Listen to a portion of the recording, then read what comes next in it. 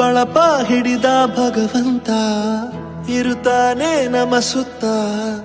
ಅವತಾರ ನಾನಾ ರೂಪವೋ ಹಣೆ ಬರಹ ತಿದ್ದಿ ಬರೆಯಲು ಕತ್ತಲೆಯಿಂದ ಬಂತ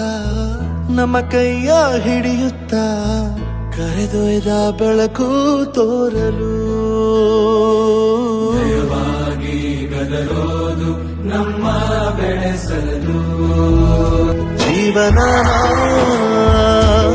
ನೀಡಿರೋ ಗುರುಗಳು ನಮ್ಮ ಗುರುಗಳು